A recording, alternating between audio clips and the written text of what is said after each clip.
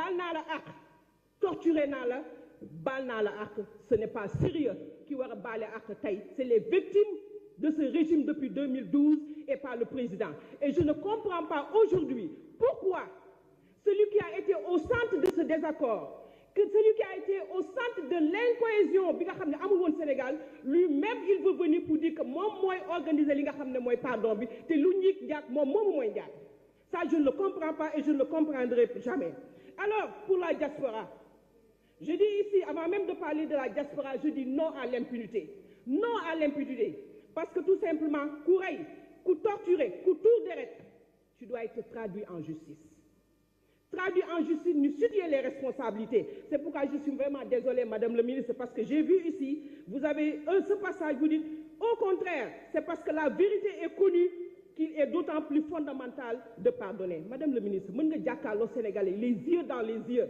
nga ne leen la vérité est connue si ñu tëj mën nga jàkkaarloo Sénégalais yi vous osez regarder les Sénégalais pour leur dire qu'on connaît la vérité xam nañu ku def xam na ku deful.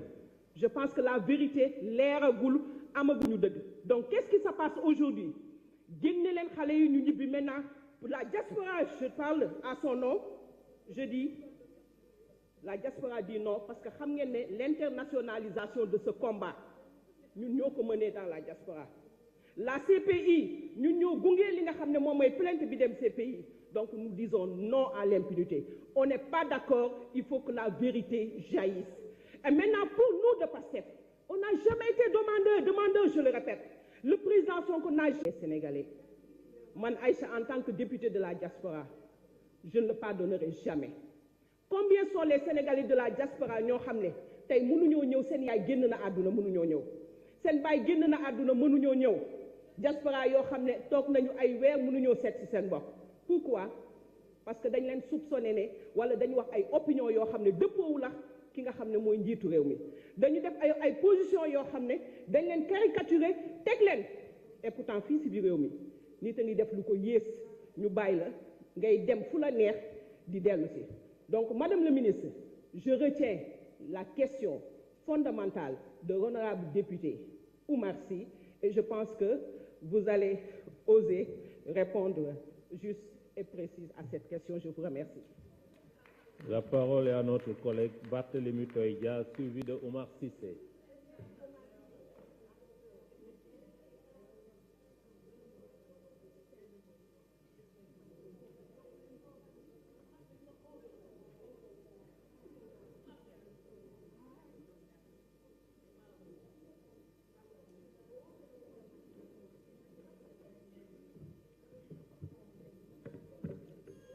Madame le garde des Sceaux, ministre de la Justice, Messieurs les ministres, chers collègues députés. Madame le ministre, je voterai non contre ce projet d'amnistie parce que je ne comprends pas ce qui motive ce projet. Un coup, on veut nous faire croire que c'est pour réhabiliter les acteurs politiques qui, semble-t-il, ne sont demandeurs de rien du tout.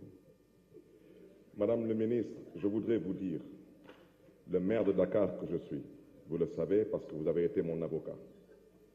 Vous savez aujourd'hui que je suis exclu des listes électorales pendant 5 ans parce que j'ai été définitivement condamné dans une attaque lâche contre une institution de la République. Attaqué avec des vidéos à l'appui, je suis le seul à être jugé. Personne d'autre n'est jugé. Et aujourd'hui, je suis exclu des listes électorales. Ça veut dire que si l'élection se tient en 2029, je ne peux pas être candidat et je ne peux plus être candidat à la mairie de Dakar. Ça veut dire que si aujourd'hui, on considère que moi qui suis attaqué dans une institution de la République, je n'ai plus le droit de pouvoir compétir parce que j'ai soi-disant été jugé par des magistrats qui se disent être indépendants. Je préfère ne pas commenter parce que je préfère garder mon opinion personnelle. Je pense aujourd'hui, et là je m'adresse au président de la République, qu'on n'a pas besoin d'une loi d'amnistie pour réintégrer les acteurs politiques. Tout ce qu'on a besoin, c'est de modifier quelques articles de la loi électorale. Parce que tout le monde sait que les articles 29, 30 et 57 de la loi électorale ont été des articles à la limite particulier pour cibler des acteurs politiques et les empêcher de pouvoir être candidats. Donc, je souhaiterais demander au président de la République de bien vouloir reconsidérer sa position. Madame le ministre, je ne partage pas le point de vue de certaines personnes. Je suis un acteur politique, un opposant, j'ai participé à presque toutes les manifestations dites violentes pendant ces 20 dernières années. Je peux vous dire ici que lors de ces dernières manifestations, de mars 2021 à peut-être 2024, j'ai été au cœur de toutes ces manifestations. Aucun leader politique n'a donné d'ordre ou d'instruction pour tuer qui que ce soit dans la rue, policiers comme manifestants. La plupart de ces manifestants, semble-t-il, auraient été tués par balle. Mais si nous devons pardonner, mais disons-nous au moins de la vérité, parce que comment oublier sans savoir? Dites-nous au moins ce qui s'est passé, parce que c'est vous qui avez fait les enquêtes. Comment pardonner sans connaître la vérité? Au moins par devoir de mémoire et par respect à toutes ces victimes. Qu'on se dise au moins des vérités. Si le président de la République veut pardonner, le président de la République doit aujourd'hui prendre sur lui, s'il est sincère, la responsabilité de sortir tout le monde de prison et de permettre à tout le monde de participer à des élections. Laissez les Sénégalais juger et voter. Ça ne sera pas la fin du monde. Le génie sénégalais a toujours su surmonter des difficultés. Députés du pouvoir comme députés de l'opposition, nous ne sommes que des Sénégalais. Et aujourd'hui, les Sénégalais sont confus, les Sénégalais sont tendus. Mais pourquoi le sont-ils? Mais parce que les Sénégalais réclament une élection. Et c'est au président Macky Sall de faire preuve aujourd'hui de hauteur, de grandeur. Oui, il dit qu'à partir du 2 avril, il n'est plus président de la République du Sénégal. Mais en même temps, il nous dit qu'il ne peut pas partir le 2 avril parce qu'il n'a pas de successeur. Mais en même temps, il dit qu'il ne sait pas qui doit organiser l'élection.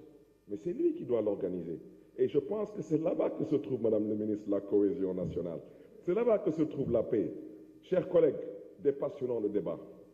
Monsieur le Président de la République, les Sénégalais vous attendent sur une date pour l'élection. Les Sénégalais attendent de vous votre pardon. Libérez les détenus politiques, libérez les prisonniers politiques, libérez les leaders politiques et laissez le soin aux Sénégalais de choisir le prochain président de la République. Que le Sénégal connaisse une fois de plus le charme de la démocratie. Et je sais, Madame le ministre, qu'on saura éventuellement compter sur vous. Je vous remercie. Merci. La parole est à notre collègue Oumar Cissé, suivi de Massata Sambo.